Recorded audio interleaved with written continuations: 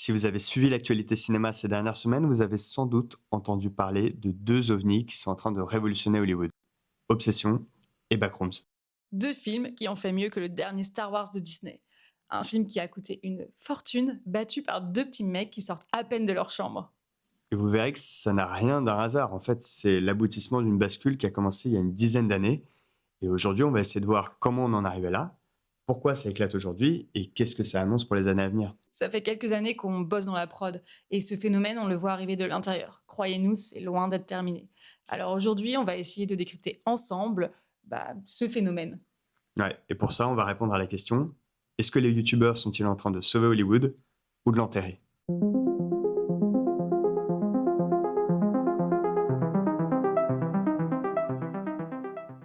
Alors, numéro 1 au box-office, vous allez me dire, bon, c'est bien, mais est-ce que t'en fais pas un peu trop? Un peu trop? Moi? Bah, à vous de me le dire, mais ce que Ken Person vient de faire, personne ne l'avait fait depuis...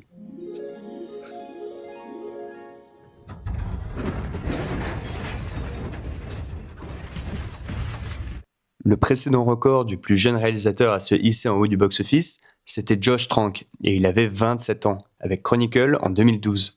C'est 7 ans d'écart avec notre ami Ken Parsons. Par ailleurs, on parle du plus gros démarrage de toute l'histoire d'A24, un petit studio indépendant sur lequel j'avais fait une vidéo il y a quelques années. Le précédent record étant Civil War, super film, regardez-le, mais il avait fait 3 fois moins d'entrées lors de son lancement. Pour Backrooms, on parle d'environ 118 millions de dollars dans le monde, rien que pour le premier week-end, pour un film qui a coûté 10 millions. Et cerise sur le gâteau, et peut-être preuve d'un basculement en cours, la semaine où Backrooms est sorti aux États-Unis, il a volé la vedette au mastodonte Star Wars, The Mandalorian and Grogu, qui a entamé sa deuxième semaine. Une bonne IP à la papa, qui a été bien pressée jusqu'à la moelle par Disney, qui a quand même mis sur la table plus de 265 millions de budget et de campagne marketing cumulées pour que le film se prenne finalement moins 70% de baisse de fréquentation dès sa deuxième semaine. Donc voilà, je pense que le public a fait son choix. Et le chiffre qui en dit peut-être le plus long, c'est que 86% du public avait moins de 35 ans. Et c'est logique, cette génération ne découvre plus les films à la télé, mais en scrollant. Donc un réal qui vient de YouTube, lui, il parle déjà leur langue. Maintenant, Ken Person, le réal, on l'a dit, il ne sort pas totalement de nulle part non plus. Il a tout appris seul et a commencé à développer cet univers à seulement 16 ans, depuis sa chambre, en utilisant Blender. Blender, pour faire simple, c'est un logiciel de modélisation 3D avec lequel il a pu mettre en image le concept même des backrooms. C'est cette légende urbaine où un simple bug de la réalité nous ferait basculer dans une dimension parallèle où l'on serait coincé dans un labyrinthe infini de vieux bureaux vides avec une tapisserie jaune et le bourdonnement incessant des néons. C'est un décor ultra banal, presque familier, mais dont le vide absolu devient profondément angoissant. Si vous voulez en savoir plus, la chaîne Alt 236 avait fait une super vidéo à ce sujet dont on vous mettra le lien en description. Mais bref, la vraie bonne idée de Ken Person, ça a été d'utiliser une 3D volontairement dégradée pour faire un effet de fan footage. Résultat, des centaines de millions de vues sur YouTube et plus de 3 millions de nouveaux abonnés. Ouais. Et alors, pour vous dire, à l'époque, c'est évidemment le studio A24 qui a senti le bon filon. Et ils sont rentrés tellement tôt dans le jeu que lorsqu'ils ont cherché à rentrer en contact avec lui, ils sont tombés sur son père, puisque Ken Person avait 16 ans, il n'avait pas d'agent. Et donc voilà, le petit Boog était probablement à l'école ou en train de créer la future plus grosse IP d'Hollywood, probablement un peu des deux. Mais bref, pourquoi A24 était si impatient d'obtenir les droits d'adaptation et de mettre un si jeune homme aux manettes de sa future production? Parce qu'il avait développé un univers qui résonne auprès de millions de personnes et qui a déjà fait ses preuves sur YouTube? Certes, mais aussi parce que cette histoire appartient à un genre bien particulier, l'horreur. Depuis la période du Nouvel Hollywood, l'horreur est devenue le plus grand laboratoire de l'industrie du cinéma. Et ce n'est pas seulement parce que ça permet d'expérimenter sans avoir besoin de budgets colossaux. C'est aussi parce qu'au fil des ans, c'est devenu une sorte de rite de passage capable de ramener un public particulièrement jeune par rapport à la moyenne des spectateurs. Prenez l'écurie de Roger Corman dans les années 60 à 70. Ce producteur, qui était le roi absolu de la série B fauchée, a lancé la carrière de mecs comme Francis Ford Coppola avec le film d'horreur Dementia 13 ou Martin Scorsese avec le film d'exploitation Boxcar Bertha. Et n'oublions pas un certain James Cameron qui a littéralement fait ses classes en réalisant Piranha 2. Dans l'horreur, les contraintes financières forcent l'inventivité. Si Les Dents de la Mer de Spielberg est un tel chef-d'œuvre de tension, C'est en grande partie parce que son requin mécanique tombait sans arrêt en panne sur le tournage, l'obligeant à suggérer la menace plutôt qu'à la montrer. La mécanique est la même pour John Carpenter, qui réinvente le slasher avec Halloween sur un budget minuscule, ou Sam Raimi, qui tourne le premier Evil Dead pour à peine 375 000 $. Et tout ça avec ses potes dans une cabane paumée. Et aujourd'hui, cette logique, elle est poussée à l'extrême, parce que faire des images, ça ne coûte quasiment plus rien. Un logiciel 3D comme Blender, c'est gratuit. Une caméra correcte, ça coûte le prix d'un téléphone. Pour notre génération, cette école de la débrouille a pris une toute nouvelle forme à la fin des années 90 avec l'explosion du found footage. On pense bien sûr à Projet Blair Witch. À l'époque, un certain Jason Blum travaille comme acheteur pour Miramax, la société des frères Weinstein, et lorsqu'il voit Blair Witch, il n'y croit pas et passe complètement à côté du film. Celui-ci devient donc un phénomène mondial sans lui, et Blum se jure que plus jamais il ne ratera un truc pareil.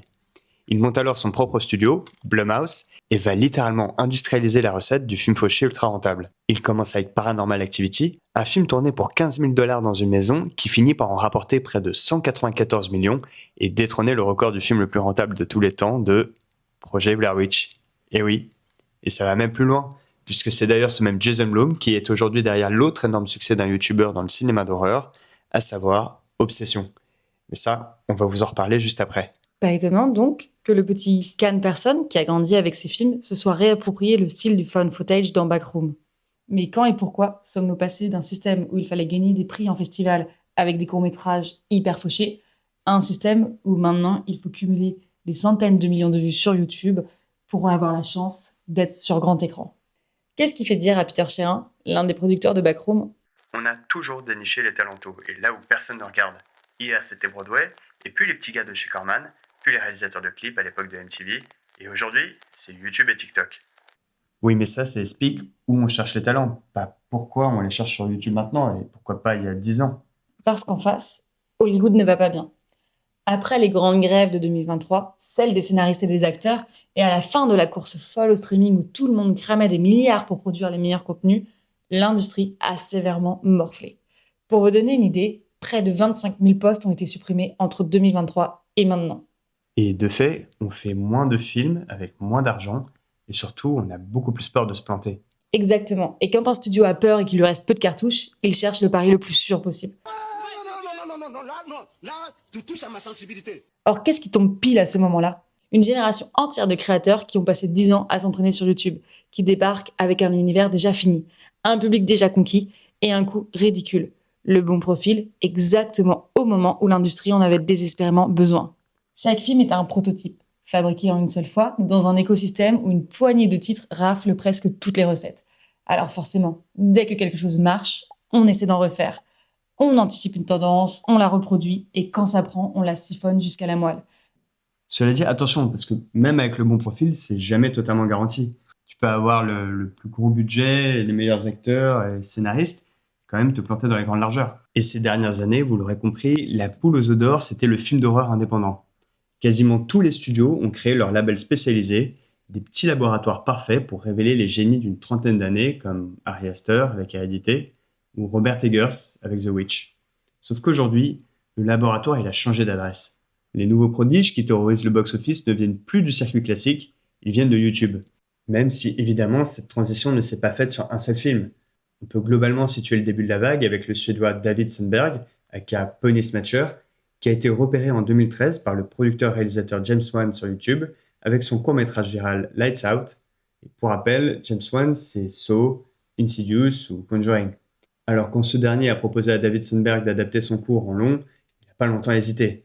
Et c'est ce qui a donné Dans le Noir 149 millions de dollars dans le monde pour un budget de seulement 4,9. Rapidement, on peut aussi citer les frères Philippou.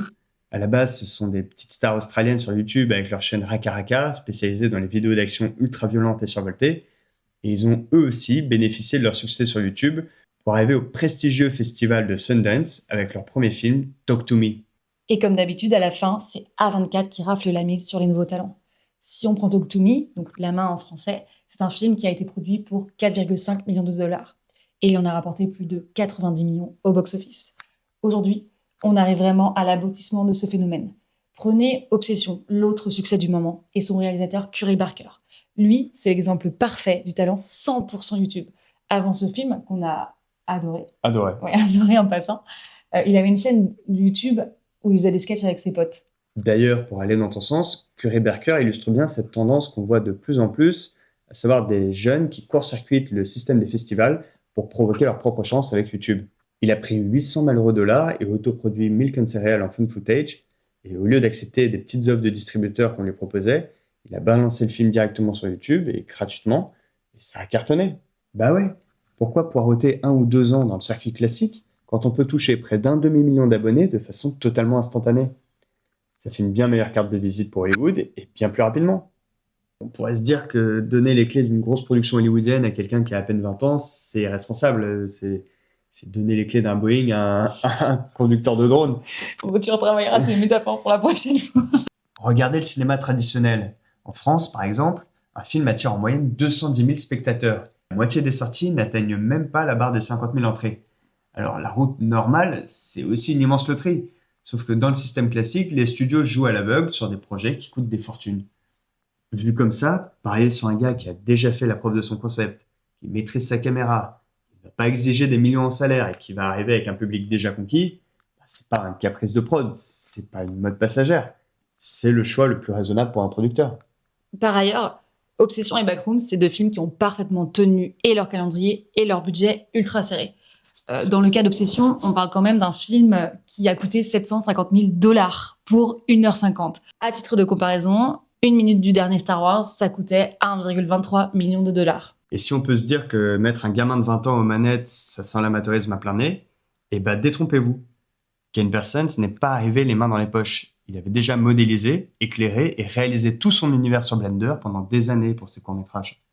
Résultat, quand il a débarqué sur les vrais décors du film, il connaissait son espace et ses valeurs de plan sur le bout des doigts. Et si vous trouvez que Kane Parsons a poussé le bouchon loin, attendez de voir le boss final, Markiplier. Bon, là on parle de l'une des plus grosses pointures de YouTube, avec ses 39 millions d'abonnés, qui a bâti sa carrière principalement autour du stream de jeux vidéo. En janvier dernier, il a sorti au cinéma Iron Lung.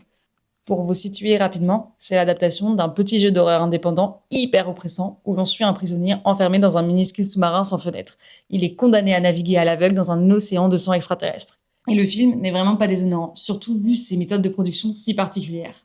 Là où un Barker zappait le circuit classique des festivals pour sortir directement sur YouTube, Markiplier, lui, il a non seulement directement visé le grand écran, mais il a aussi complètement zappé les studios. Il a tout fait. Il a réalisé, il a écrit, il a monté, il a financé. Et surtout, il s'est autodistribué dans plus de 3000 salles aux États-Unis. Bon, évidemment, là, on est quand même dans un cas un peu particulier où il faut avoir 3 millions dans les poches et un public de fans invétérés capable de pousser ton projet. Mais force est de constater que le pari a fonctionné. 52 millions de $ au box-office mondial. Ces fans ont littéralement harcelé les cinémas de leur propre ville pour exiger qu'ils programment le film. Et comme il a assumé tous les risques financiers seul, il s'est offert un pouvoir de négociation absolu pour un deal qui, je crois, n'a jamais été fait, du moins pas avec cette ampleur. Les cinémas gardent leurs recettes habituelles, mais lui empoche directement tout le reste. C'est une part colossale qui sert d'ordinaire à faire manger un studio hollywoodien tout entier. Pour rappel, le film a coûté 3 millions et il a déjà engrangé 52 millions de recettes. Et c'est aussi car les studios ont vraiment appris à parler à un public cible. Pour vous expliquer, quand Disney sort un énième Star Wars, ils utilisent la technique du rouleau compresseur, des affiches 4x3 sur tous les abribus, des interviews lissées à la télé et des spots au Super Bowl à 7 millions de $. C'est ce qu'on appelle du marketing top-down. Mais pour un film de youtubeur, la logique, elle doit être complètement inversée. En fait, il faut que ça vienne d'en bas. Il faut créer une viralité organique. Reprenons l'exemple de Talk to Me, la main, des frères Philippou. Dans le film, l'objet maudit, c'est une main que les jeunes utilisent pour se posséder lors des soirées. Et du coup, à 24, ils n'ont pas juste sorti la bande-annonce classique. Ils ont fabriqué une réplique ultra réaliste de cette main, les ont envoyés par surprise à des influenceurs, puis tu couples ça avec des filtres TikTok sur mesure pour simuler la possession, et voilà, t'as tous les ingrédients pour faire une campagne virale. Bon, on vous a bassiné avec le genre de l'horreur pendant toute la vidéo, mais en réalité, c'est pas la seule porte d'entrée des youtubeurs dans le cinéma. C'est juste que c'est la plus utilisée parce qu'il y a des perspectives de rentabilité plus faciles, que les producteurs sont quand même plus intéressés par ça. Mais en réalité, c'est loin d'être la seule porte d'entrée possible. Oui, au début, dans les années 2010, l'industrie a tenté d'adapter les premières méga stars d'Internet dans tous les sens. On s'est alors retrouvé avec des projets comme Fred the Movie ou Smosh the Movie. Pour faire simple, c'était juste des sketchs étirés sur 1h30 pour capitaliser sur une communauté. Mine de rien, ces films, ils ont eu le mérite de défricher le terrain. Ils ont prouvé aux studios que le public d'Internet était prêt à payer pour voir ses créateurs sur d'autres formats. Et ce défrichage a fini par profiter aux auteurs qui ont suivi en pavant le terrain et en les laissant s'imposer avec d'autres genres comme la comédie dramatique par exemple. On peut penser à Bo Burnham qui, encore adolescent dans sa chambre, faisait des chansons satiriques sur YouTube. Et quelques années plus tard, il a écrit et réalisé 8th Grade, d'ailleurs distribué par A24, encore eux, et c'est aujourd'hui considéré comme l'un des films les plus justes et primés sur l'adolescence. Depuis, il a enchaîné avec son très remarqué Inside sur Netflix, et il joue pour des réalisateurs pointus comme dans Promising Young Woman. C'est un peu la même trajectoire fulgurante pour Isaré. En 2011, elle lance une web-série de comédie autoproduite directement sur YouTube. Vous l'avez peut-être vu passer, ça s'appelait Awkward Black Girl. La série explose en ligne, ce qui lui permet de taper dans l'œil des pontes de HBO. Elle va alors transformer son concept web en une vraie série à succès insécure, qu'elle écrit, produit et dans laquelle elle joue. Aujourd'hui, on la voit au casting de mastodontes comme Barbie ou Spider-Man. Mais c'est surtout dans les coulisses où elle pèse, puisqu'elle a créé sa propre société de production. Ça s'appelle Uraï Media et elle est maintenant l'une des productrices les plus respectées à Hollywood. Et puis, il y a ceux qui n'ont même plus besoin de la validation du cinéma. Le cas le plus fascinant, c'est Darman. Alors lui, il s'est pas du tout positionné sur le grand écran, mais sur la fiction quotidienne. Vous voyez, c'est les feuilletons télévisés qui font des millions de spectateurs tous les soirs, genre Un si grand soleil ou Demain nous appartient. Darman, il a recréé exactement cette même mécanique, mais pour YouTube. Ces vidéos sont des petites fables morales, très calibrées pour les jeunes et les familles, et s'accumulent des milliards de vues. Normalement, pour produire de la fiction à un tel rythme, il faut des infrastructures et des ressources humaines colossales. Mais avec l'accessibilité des moyens de production actuels, Darman a littéralement monté son propre studio indépendant en Californie. Il a ses scénaristes, ses plateaux et sa propre troupe d'acteurs. Il contrôle toute la chaîne, de la production à la diffusion, et il finance avec l'argent généré par la chaîne. Alors, est-ce que ça fait des bons contenus? Non. Bon, ça, on vous laisse aller vous faire votre propre avis. Mais en tout cas, ça a le mérite de repenser un peu notre question du début. Est-ce que YouTube va sauver le cinéma? Est-ce que les youtubeurs vont sauver le cinéma? Ou est-ce qu'ils n'ont simplement plus besoin du grand écran? La réponse est nuancée, c'est vraiment du cas par cas. Aujourd'hui, on voit bien que les deux mondes arrivent à se bénéficier mutuellement. Les studios ont désespérément besoin de la viralité d'Internet, et les créateurs ont parfois besoin de prestige et de moyens du cinéma pour raconter d'autres histoires. Mais tout ce qu'on vient de décortiquer là, c'est la facette américaine des youtubeurs vers le cinéma. Aujourd'hui, en France, on a un modèle totalement différent, notamment à cause de la chronologie des médias, et vous verrez que c'est en train de créer une case à part, notamment autour de l'événementialisation. Et voilà, on s'y attardera. Et on ira faire un petit tour du monde, du Royaume-Uni à la Corée du Sud. On ira voir comment chaque culture réinvente à sa façon cette grande bascule entre le web et l'audiovisuel traditionnel. Voilà, donc si ça vous intéresse, n'hésitez pas à vous abonner et on se revoit vite pour la suite. Ah oui, juste un petit mot avant de couper la vidéo. Pour ceux qui ont remarqué, il y a eu un petit changement sur la chaîne, de rebranding, etc. Bon, déjà, je monte ma tête, mais en plus, Emma me rejoint à la caméra. Donc, pour vous expliquer rapidement, on bosse tous les deux dans l'industrie depuis quelques années et ça faisait un moment qu'on avait la discussion de faudrait vraiment qu'on fasse une chaîne YouTube pour mettre en image tous les sujets qui nous obsèdent là depuis quelques années, toutes les mutations à l'œuvre dans l'industrie, les recommandations qu'on a envie de faire. Donc voilà, juste pour vous dire que désormais, on va essayer d'avoir un peu plus de récurrence, qu'on est encore en train de chercher le bon format à deux pour aborder les sujets qui nous tiennent à cœur. Il y aura peut-être aussi des enquêtes, enfin voilà, on y réfléchit. Et voilà, on espère que vous serez de la partie. Et moi, c'est la première fois que je montre ma tête aussi sur YouTube, mais pour d'autres raisons, puisque je n'ai jamais fait de vidéo YouTube. Donc, je suis super contente qu'on se lance dans l'aventure tous les deux. Et j'espère que tout ce qu'on vous proposera vous embarquera et vous convaincra de nous suivre. Et là, c'est vraiment fini. Ciao!